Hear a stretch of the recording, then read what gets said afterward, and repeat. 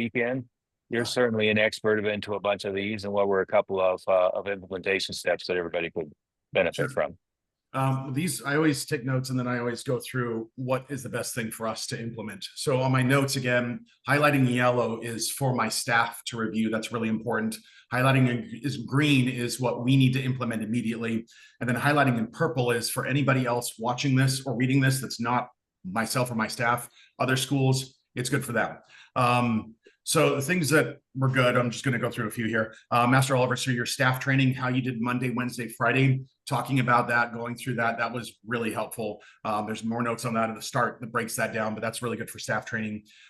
We do this, but we need to do more of it, which is giving out stripes and getting the parents involved, right? So in the middle of the class or the end of the class, we give out stripes. We're calling Timmy up. Okay, Timmy's getting a stripe for black belt listening. Mom, sounds like he's doing really good at home. How has he been doing? Getting the parents involved, talking more and all that stuff, right? At the black belt prep, start prepping them on doing martial arts for a possible career. So when they're getting ready, talking about, future plans, like, think about this, this is something you could make money at. This is something you could do really well at. We've been doing great at this. Start thinking about that. So I really like that. And saying there's 3 options with a career path. So the first is working for us. The second is they take our training and learn marketing. They learn sales, they learn management, systems, leadership, and so forth, where it pushes them into another career path. And the third is they open their own school with us helping them, or they open their own school entirely on their own. And again, we help them with that, right? Krista's thing was phenomenal, which is talking about announcements. So instead of just saying, hey, we got a parents' night out, people sign up for it. Parents aren't listening. People, aren't paying. We're doing a parents' night out. This time we're going to have a Nerf battle party. Who wants to do a Nerf party? Who wants to do the Nerf blasters? Getting them excited. Okay, raise your hand. Okay, great. Okay, so you guys go tell your parents and go sign up. We got signups, making it a huge deal, right? Because if the parents are like, "Hey, Timmy, do you want to go to the parents' night out?" No, they're not going to sign up, right? So getting them super excited. The buddy event, explaining that they're going to bring a friend and they need to bring a non-member because they're going to do leadership, right? So if they say, well, can I bring a friend from the school? No, because they already taken classes. So this is about leadership. You're going to help teach them how to do something. You need to bring a buddy that's not a member. So that was really big. We thought of this, but need to buy 3 of them, which is the backdrop photos. So again, like the Seahawks post-conference, the coach comes out, there's the logo in the background. We want to have our logo. We want to have our familyblackbeltacademy.com 2 weeks free. And we want to have that all over the screen. And I want to have 3 of them set up in our intro room. So after we do a belt graduation, the kids come to the intro room, get in front of one of those screens, and parents take a picture of them with their new belt, with any ribbons or medals, so that they can post that on Facebook, TikTok, put it all over social media. And then in the background, it's saying 2 free weeks, Family Black Belt Academy, and all that stuff. Master Moody's instructor training sheet, that's phenomenal. This was the second time we got to look at this, and it was really, really good. So go through the notes of that. On the circle group. Yep. Learning more about the prep cycle. So this was a big thing for me. I heard about the prep cycle. The first time I came to Colorado, I remember I was just confused about it. I didn't understand the terminology. And then a few years later, I started getting a little bit more. And this time, like realizing how much time over those 13 weeks they put into it was just amazing. And realizing how much of a bonding experience that would be, because how many kids, when they get to black belt, drop out, right? If you're doing this much work and they're having this much bonding, that's how you're having better retention, and that's much better for the school. So that was really eye-opening. The prep cycle was really cool. Master Moody training intro lessons and by role play. He has one person teaching, one's taking notes, and then the rest being the students. Then partway through, he calls out switch, and then somebody else has to switch exactly where they were in that process. And then switch, next person. So that means you've got to pay attention and be ready to go and have that part memorized and all that stuff. So that was really cool.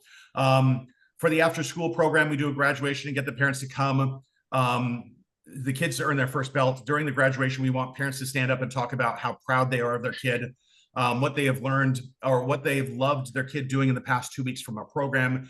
The parents will be in tears from this. We can also do this with regular belt graduations. So this was something I saw at the Thornton School, I think a year ago or something like that. Amanda had this, and it was awesome. Like parents were literally in tears talking about how amazing it was for their kids and how I'm so proud of him for cleaning his room, blah, blah, and they're crying. And the point of this is, well, why don't we do that at our regular graduations? Why don't we do that at other events? Why don't we do that in classes? So realizing we can do more of that. Master Moody's AI was phenomenal. That was really, really cool. The AI call system, everybody needs to talk to him about that. Yeah, I think I've got some staff that will do a little bit better job answering the phone, but half of them won't. It's all the instructors. And Those yeah, and how many times do we not answer the phone in 30 seconds? Right? We got Jeff. We got to mute you there. Oh, sorry. I'll post the link for that, Jason, so people can try out the AI on their own. Yep. Yeah. Good. Good. Next, if a parent says they don't want to push their kid, I completely understand. We want to do this not to push our kids, but instead we want to teach our kids how to push themselves so they know how to deal with life when we're not around, right? That is exactly what our program is all about. So that verbiage is awesome. Do you guys want me to keep going or turn it over for other people? No, we've got about one other 15 thing. people. One other thing I'd like you to mention, Master Oliver. He was also teaching our black belts, and I heard some good reviews from the parents and the Mile High staff. And I think most of our other members were in the other room training, so they weren't able to benefit from any of that. But maybe you could just take a 1 minute or two and just explain what you were teaching those guys out there. Sure. So this is where I've coined this, gotten it from Master Smith, which is selling from the floor, right? So what we did was we showed them a front stance takedown, right? And the idea of this is to talk about push pull. So I'm going to grab the wrist, I'm going to grab the lapel. So I'm pulling with my arm and I'm pushing with this other arm. That's a push pull principle. And that's how this takedown works really easily. So we did that. And then we talked about, well, how do you defend this? So then we went over some principles of how to defend it. Then we did a push pull game, which is you start touching hands with your partner and you start off just only one hand. And when you say go, you can grab them, you can try to pull them, you can try to push them. You can't push their head, you can't grab their leg, but you can push their shoulder, their arm, their core, and you're trying to pull them off balance. If they take a step, they lose. You can pivot, but you got to stay in that spot. It's a really fun game. The kids have a blast. And so then after that, we said, okay, this is a push-pull principle. We just showed this physically, how this works for takedowns and takedown defense. Martial arts is all about this. Guess what? Life is all about this also. There are things that are going to be pulling on us all the time, things I want to do. Video games, hanging out with friends, watching TV, going to the movies, whatever. There's a lot of things that pull on me that I want to do. There's also things that push on me that I have to do, right? Things like chores, homework, going to bed on time, whatever. There's a lot of things that I might not feel like, but are pushing on me. In this game that we just played, if you just focus on pushing, or if you just focus on pulling or pushing, what happens if you just focus on one of those things? You're going to get knocked down. That's how life is. If we focus on the things that are pulling us and we only play video games, what's going to happen? We're not going to get our homework done. We're not going to get our other chores done. We're going to get knocked down. If we just focus on work and schoolwork and that's it, we're going to get burnt out. We're going to have a harder time. So we've got to have a balance. That's really important in life. There's a balance. So here's the thing. When your parents are telling you to get off your video games, why? Is it because they don't love you?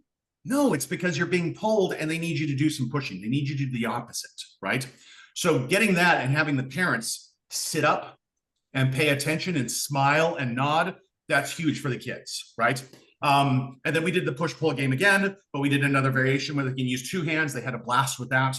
And at the end of that, we talked about, well, what does a black belt mean? What is a black belt? It's not just about the belt, the material you're getting around your belt. It's who you're becoming. So you're learning self-defense. Parents, have any of you been in a place where you didn't feel safe? Ever? If any of you had that, and everybody raises their hand, okay, your kids are going to feel that. The question is, do you want them to feel that and not know how to deal with it? Or do you want them to feel that and be 100 times more prepared than the average person?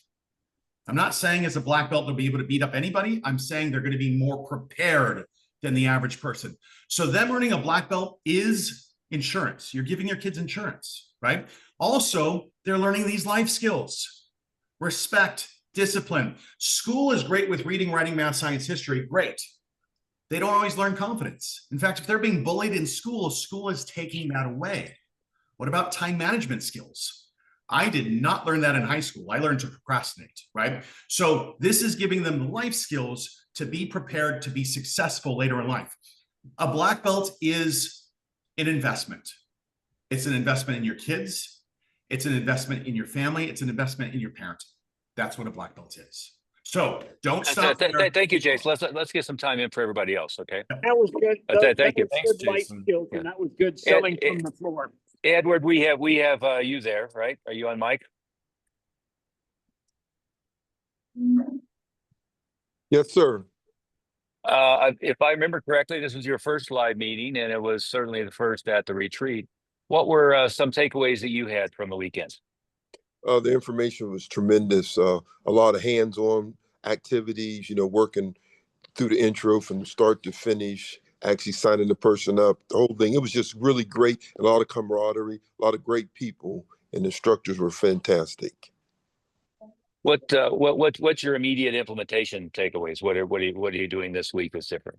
The details, there's a lot of things. I think Master Smith has said, it's like having a meal, having things out of order. I think when we were doing the intro, we were doing it and we just didn't do all the steps in the right format. And I think that's what's important for me, that we're going to make sure we go through everything properly. Good. I mean, Well, the intro, you just have to do all those steps, like you said, right in order. It was really great. excellent. And again, for everybody, notes, videos, photos, action plans, post all that in the group so everybody has access to it. Let me go to James. James, this was Mr. Oliver? yeah. I just want to ask Mr. Littlejohn if he got a meeting set up with me so I can go over some of this stuff already. Did you call Bob already? Yeah, he actually called me. I'm supposed to call him back. Okay. I will call him back. Yes, sir. Thank you. Make sure you set that up because I already have Fahad and Debbie and James. Yes, sir. Yeah, good. James, you'd actually been to Breckenridge probably 17 years ago or something like that. So we've been doing this for a while. Yeah, several times actually. Yeah, what were your takeaways and what are your action steps from the meeting? Man, my takeaways were too many to mention. It was mind-boggling to say the least. There's two different tracks or possibly three different tracks. One is on the marketing side of things. And, just like I don't know if anybody saw me hold up this little, I can't see it, this little card or this thing I wrote on it as you said it, which is. Was that your stress card? Comfortable is for losers. No, and I said, Steve Alvarez. That was my big takeaway from today's meeting and possibly from the weekend as well. So I'm going to be focusing dual paths, I guess. My wife is handling a lot of the external marketing, setting things up, the idea that she sets it up and we knock it down, that kind of a thing. So we've got to increase the enrollments and the activity on that end. And then we have to lock the back door. And I think I got a lot of great ideas of how to do that this weekend. So those are our primary two things. So that's going to involve adding a couple of different ranks and removing some other things and shifting some things around. And I got a reminder from that you said this was from 17 or 20 years ago. And I don't know why I didn't listen to it. I heard it in the back of my head many times as you saying it, but for some reason I ignored it. So for Fahad, that might be something for you to think about on what he's telling you to do. And he said this. He said, you never want to make the next group of black belts coming through. You never want the other people to think that it was easier. And I heard that and listened to it many times. And I made my black belt test very challenging for a while. And then when I got to Florida here, I made it easier and easier and easier. And the easier I made it, the faster people quit. And that's where we have to go. We were going to cancel our pre-test and just replace it with some of the prep work we've been doing. So we have done some good things in that area, but I think we're going to keep the pre-test and we're going to increase some of the requirements to test for black belt so that we can get these guys to see the next level, next bigger picture. So that's it, sir. Yeah. No, that's very good, James. The something I would recommend. I recommend the book a lot. Influence, Science, and Practice by Robert Cialdini, but it has a big section on initiation rites and one thing or another, and fraternities having people choke down raw steak and olive oil and so forth gives this a bad name. But initiation rituals are extremely important for humans. You know, having some big insurmountable thing that they go through and then succeed with in the process of achieving anything is a very important thing. And of course, you want to keep it safe and not abusive, but initiation rites are very, very important, and that's exactly what it's intended to be, as an initiation rite. Riley, what were some of your takeaways? I'll come right back to you, Deb and Bod. Yeah, really killer weekend. Very valuable. I think actually this was probably my favorite one of all of them so far, and this is my fourth live meeting. A lot of the things that I've been focused a lot on lately is that increasing my enrollment rate, like my closing rate, but also kind of developing my staff. Again, I'm still doing a lot of the plate spinning myself, and a lot of that is coming from a place of not fear, but hesitation to give up some of that control and allow others to, take on some of those roles. And part of the reason why I think is because I wasn't doing enough training with them. I'm training them, but I'm not doing enough.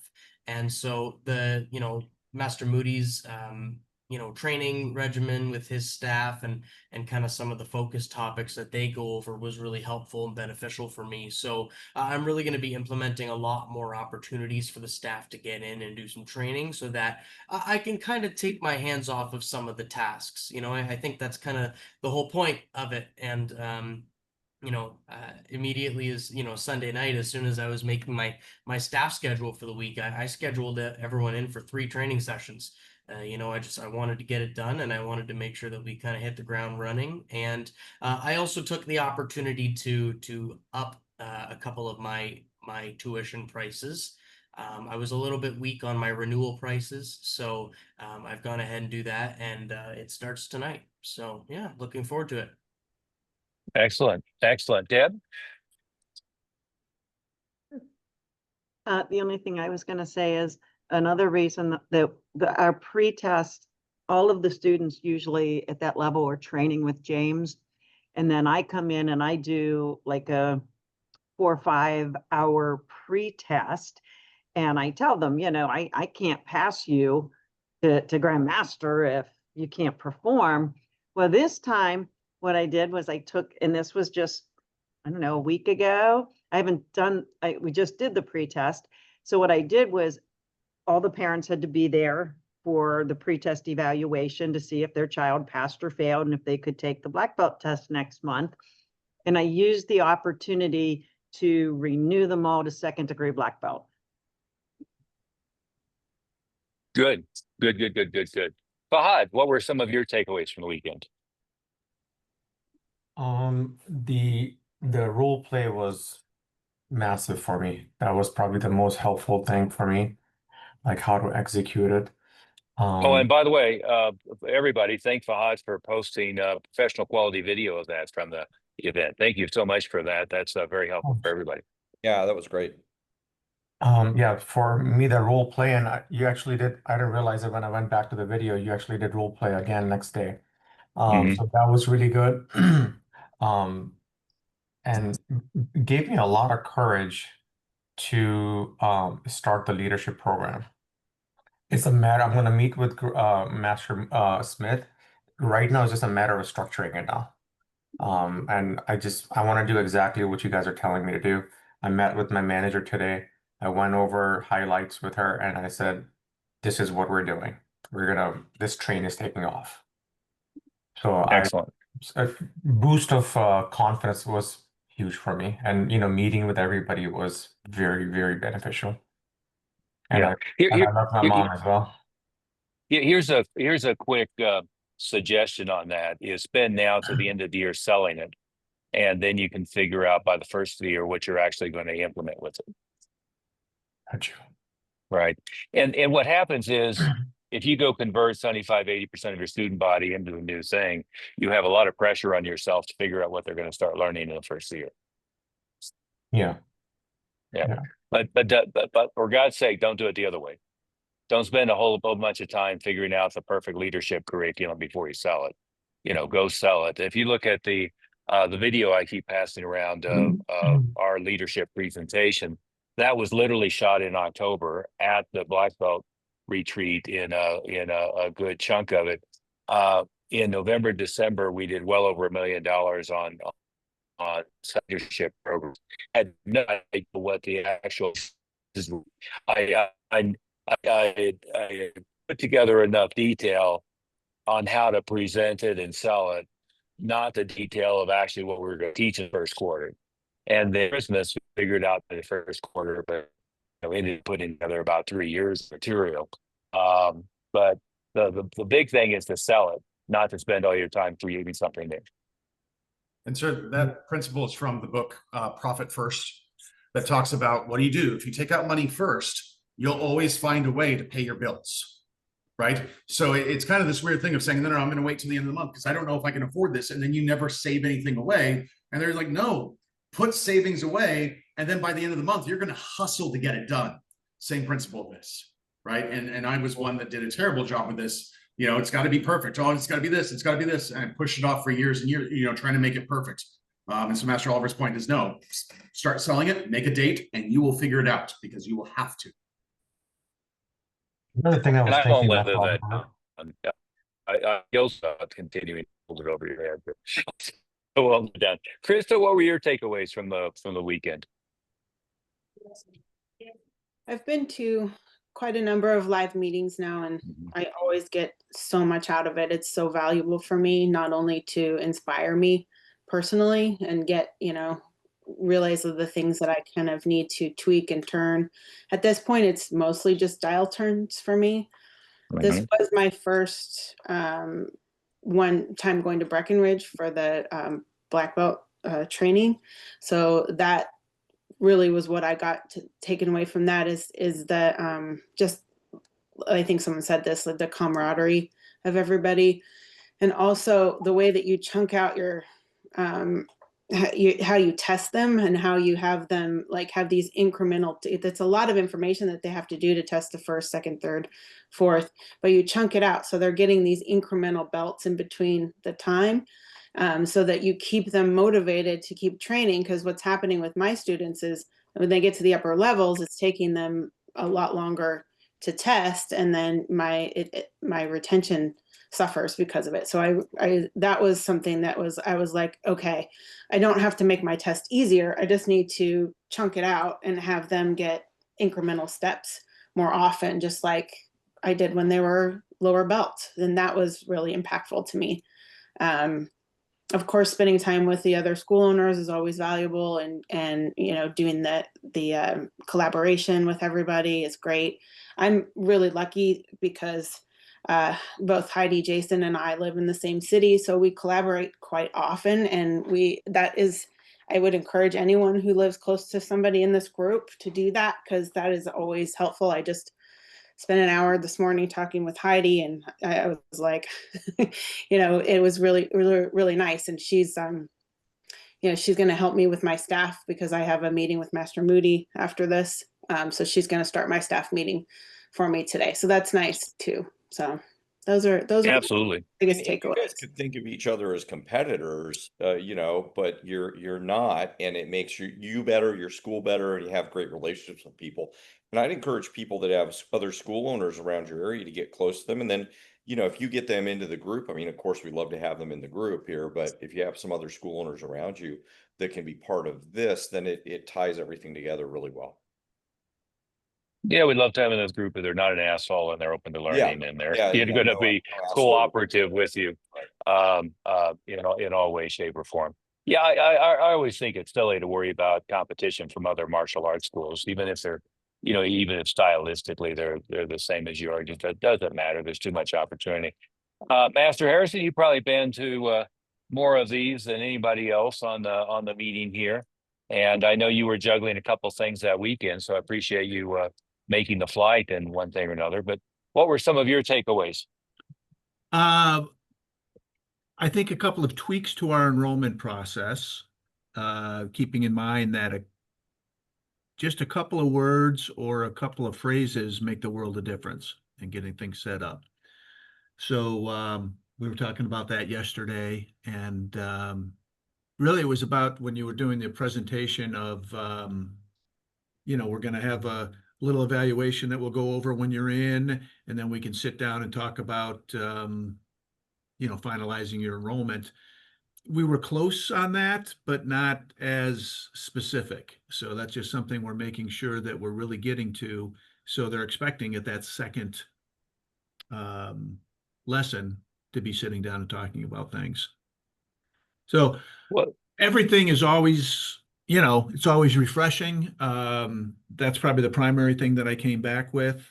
The other thing I learned is that apparently the altitude affects me more than it used to, with some stiff joints and some tiredness. But yeah, a lot of good stuff. And it's been mentioned here. Talking with people, always good.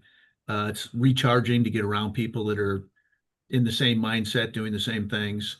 But if there was a specific tactic that we're working on, that was it with the enrollment process. Yeah, good. The thing that I enjoyed and found humorous, Tim, because I can identify with it so much, is we started talking about your intro walkthrough and video, and your immediate response was, "Oh no, I hope we're actually using it." Yes, I could identify with that one so much, of yes. tools that are sitting around that the staff aren't actually utilizing. Right. Travis, you had quite the cruise Talked there. about that too. And yes, I'm looking at that today to see if we need to update it in any way. Yeah. The one you did was really good, as I recall. But no matter how good anything is in the can, if it's not being used, it's not being used, right? Right. Travis, you had quite the team there. The team seemed enthusiastic. What were some of the takeaways you had? Yeah, we enjoyed it a lot, especially I had one instructor, it was his first time. He's just kind of being introduced to this, this side of things, and he really enjoyed it a lot. And which I think was probably my key takeaway, was just more of that, just more getting the staff more in line with everything. I have a little bit of a dilemma of, I have quite a few coaches that are part-time that, they're just not getting the training that they need. And that's, that's kind of on me to prioritize and organize that and find the people, develop the people that, will fit those roles a little bit better. Yeah.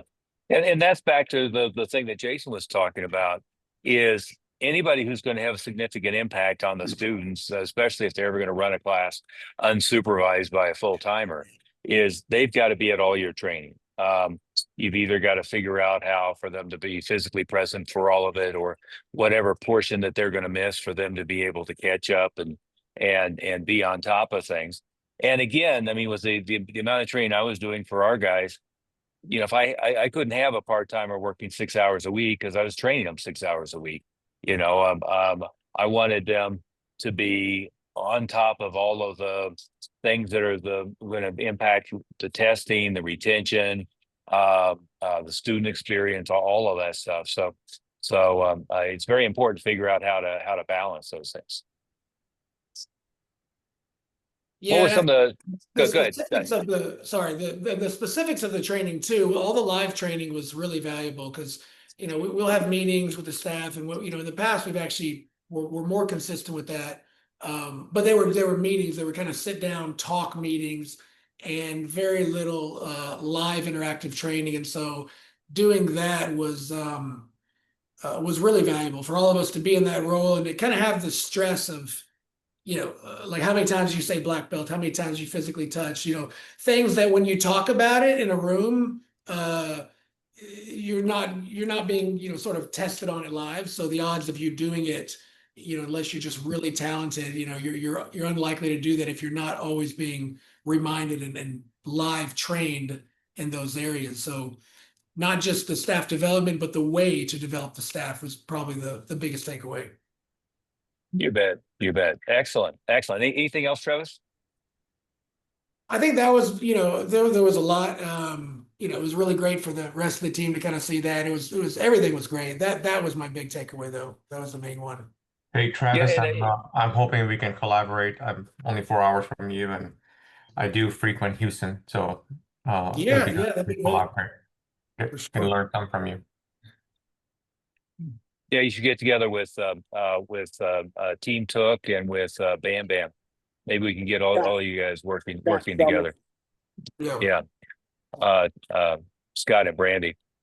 Sherry, what were your takeaways? Oh, I was so happy and grateful that we got to go. Relationships with you guys is the best. And I think I came away very hopeful and optimistic because I saw that there's so much that we can improve upon and work on. And that I found out, like, who was it? It was someone else. EL also said this, but we were doing some things out of order on the intro process.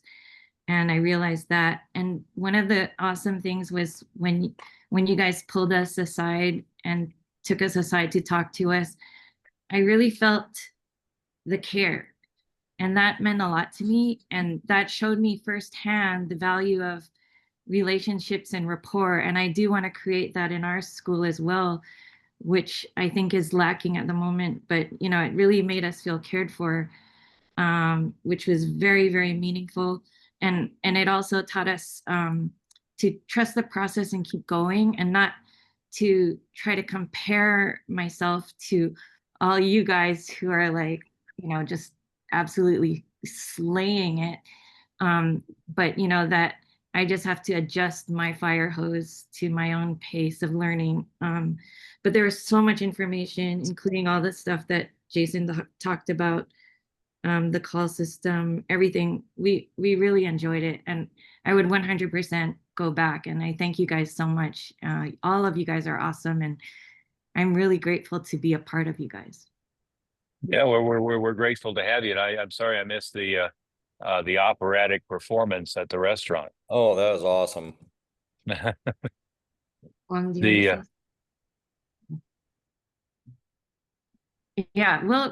we'll do that again.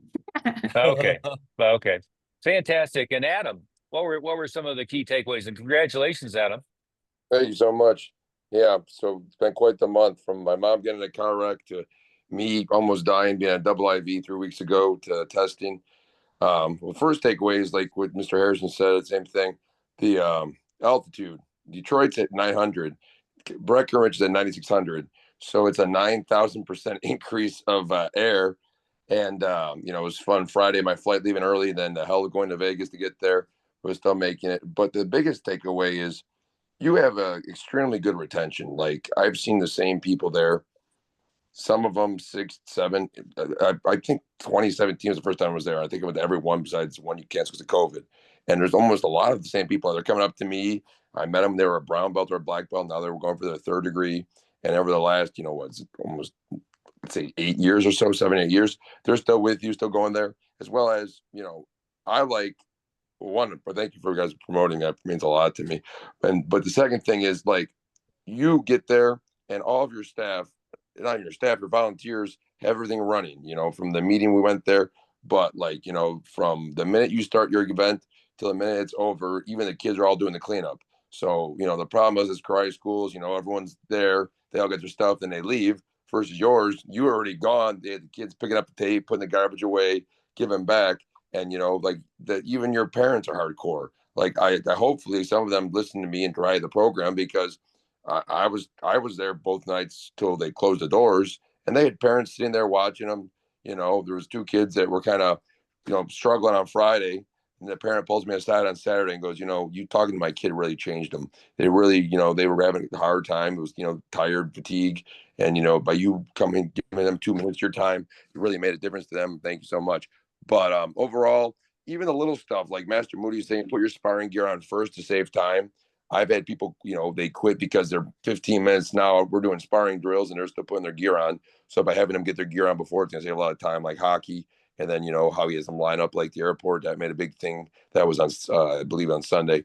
but also, you know, the book that you gave us. I got a chance to read a little bit of it, of your teaching book. Hopefully take my ideas up the other two I gave you yesterday on the phone. But it was just a fantastic event, as well as every time I go there, it seems like the camaraderie. And this time, like you guys were saying, you're testing. I've seen them all, and these kids are all about the same age groups of the peers. So you've got the next 2 generations lined up for your program.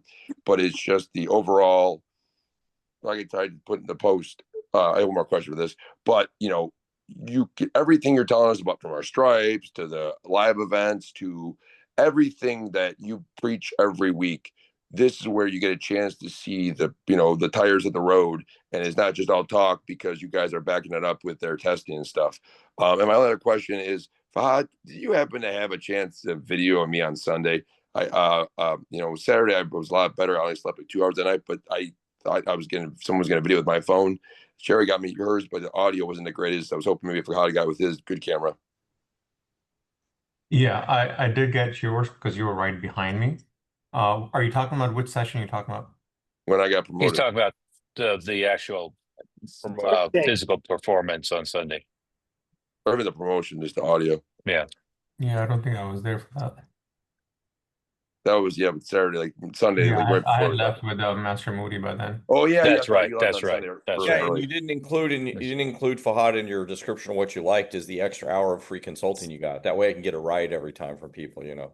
There you go. There you go. It was the best ride ever. Yeah. Not for Master Moody. He was trying to sleep. No. Well, Riley, did you make it back okay? The when your shuttle was lined up, it was actually we were worried about the tunnel being closed.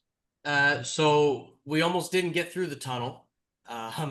So we kind of missed a pretty serious accident by a few minutes, actually. So we made it through the tunnel, got down the mountain, but it wouldn't have mattered how long the accident took because my plane was delayed for 8 hours.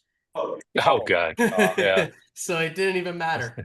And that was a lot of fun. I really enjoyed that. Yeah, I mean, listen, the nosebleeds and the headaches were all worth it. You know, that mountain, I don't know if I like the mountain very much, but everything else was really fantastic. So thank you very much for putting it together and for having me, and definitely a killer time. But I made it back, and I you know, I'm you know, hitting the ground running. I'm doing the stuff now. I can tell you the mountains are wonderful after the 1 month it takes to acclimate that took me when I moved here. And you know, I live at almost 8,000 foot elevation, and I will say the one thing that I never have quite adapted to is the dry climate. So you'll see in my office, bedroom, anywhere else in the house, there's always humidifiers running. I don't So know I if always you can see it behind me, but I've got a humidifier running right here on the ground behind me. There you go. I'm still bleeding. Like, every hour I get a little bit of bleeding, but it's yeah. Hopefully everybody's hearing this message so they come prepared and drink a lot of water and yeah. As long as you do that, then you should be in pretty good shape. Run the humidifier they provide in the room. I have mine dehumidifiers running. Yeah, mine didn't work, but I don't know who I just cut off there, but mine didn't work. I drank a lot of water, and the water definitely helped with the altitude sickness. It was just incredibly dry. That's all. That was really my only gripe, but actually really nice resort. Enjoyed being there, and I look forward to visiting there once again in the future. It's tough for us. Oh, sorry. Yeah, no, go ahead, Dan. It's tough for us because I'm constantly running a dehumidifier because the humidity is so high. So when we got up there, I mean, it really took a toll on James, and we had the dehumidifier running, but we also ended up with an oxygen tank. Oh yeah. Now, not to burst anybody's bubble, but Arizona is just as dry as Colorado. So at low elevation, won't have the altitude combined though. Yeah, it is different with low altitude versus high altitude, though. Yeah. Also, sir, so the hotel screwed things. The heater that was in my room was broken and it wouldn't shut off. And so it was 85 degrees in there. I told them 3 times. They ignored it the first 2 times. And they finally came out the last night that I was there. And the mechanic's like, yeah, it's broken. Yeah, no shit. I've been telling you that. So anyway, I got the next time I go there for the next 2 years, anytime I go there, it's free for me next time. Oh, there you go. Hopefully There you we go. can do it again. Hot At toilet that same dinner. resort, so I get free nights or whatever. That'd be great. Well, that's good. Our room wouldn't get above about 65. So, you Well, know, mine you was pick mine your was poison. perfect, but Yeah. even with my heater on, I opened the window because I wanted some of that fresh air that with the snow had a little more moisture in it. So remember next time, Jason, to open your window because you can always make it cooler. You just can't make it hotter. That was the problem. Yeah. Is I opened the window and it's 26 degrees outside. So then I'd wake up 30 minutes later freezing. Then I'd close the window. Then it'd be too hot. And then I was freezing, hot, freezing. Yeah, all night. You know, there's such a thing as cracking the window, but You got to find I the right had the distance. right happy medium. I tried. On that note, Matt Smith, if you can hang out here a little bit with Carlos and I, if Carlos is able to hang out for a second, and any other takeaways, notes, photos, videos, anything from the for the meeting, we'd love for you to post it. For those of you slackers who have not given us a 5-star rating testimonial on the book that's not done yet, we would love to have that on the book fragment that you have available. For those of you who have, for instance, Sherry and Krista and James and Deb, thank you very much. Adam, just put your question in the group. Which one was book?